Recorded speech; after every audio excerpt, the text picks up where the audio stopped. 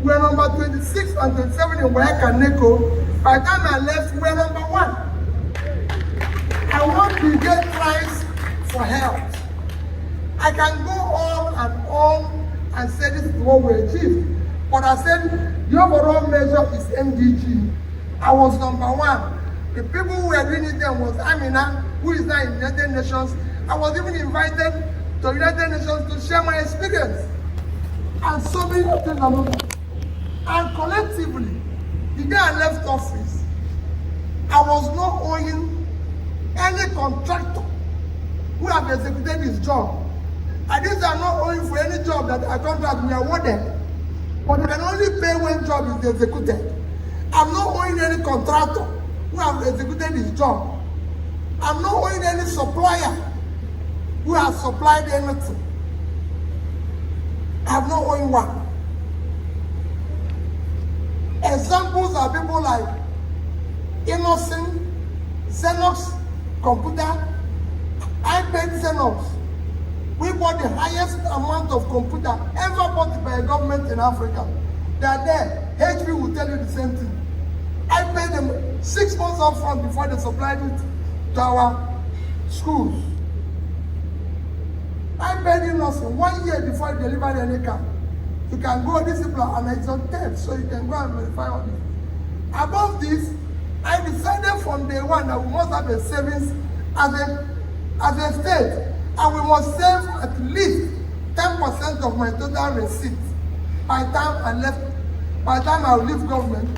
Total money I received while I was governor, Anambra State received, whether it's local government, whether it's state, whether it's our local revenue, IGR, everything was about 500 and something billion naira, out of which they are left office. We had in savings 75 billion naira. And this is how the money was shared, so that you know which one is mentioned. Only one that is bad. The money we saved is A, we saved in dollar. In 3 banks in Nigeria, some of you are working in those banks. Access Bank,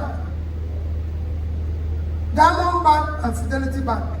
In each of these banks, I had a saving of $50 million. Didn't say naira.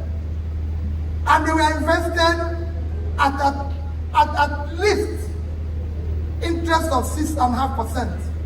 If you calculate it today, as at that time, it was equivalent of 25 billion, because there were 150 something, 160. If you calculate today with interest, it's about 250, at least $250 million. These 3 banks are there. I have in each of these banks, again invested at least 10 billion naira in 3 of them, making it 30 billion at an average interest, call it even 10%. If you calculate it, that money today would have been about 60 billion. Remember, what I left is 75 as you calculated them. So then the third one is investment I did in various companies. NIPP, we have $59 million in it. The one that they're saying is worthless is that we invested 3.5 billion in international breweries. International breweries is what you can call a global company. It's a part of AB InBev, which is the biggest brewer in the whole world. We had a policy while I was governor that any factory, anybody who wants to, foreign investor who wants to invest in Anambra State, will buy 10% of the company, and under the condition that we sign an agreement with him that he will give Anambra people work to the minimum of not less than 40% of the workers. They built a facility in Anambra State. That facility is there today, employing directly and indirectly over 10,000 Anambrarians. They've been one of the highest revenue source for the state. Even some of their waste, the biggest piggery we have in Anambra State, collects waste from them. There's so many things that company have done in terms of helping the state, transporters, this, that, and everything. The shares was at the time being sold at 50 naira. Today the shares is about 5 naira or so, and then maybe that was what was referred. But in overall of what I left is less than 5%. Okay. That particular investment is less than 5%.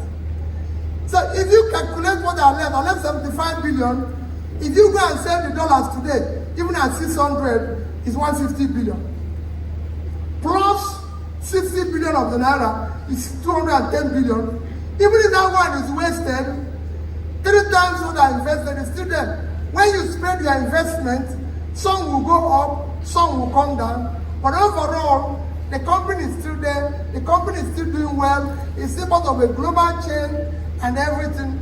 I needed to explain it not because I'm defending comment by my brother. My brother is the brother. I remain my brother. We're very close. I remain prayerful for him. For other things which I didn't succeed, God has given him opportunity to do it and succeed. For me, yes. So if there's anything pending, governance you don't finish.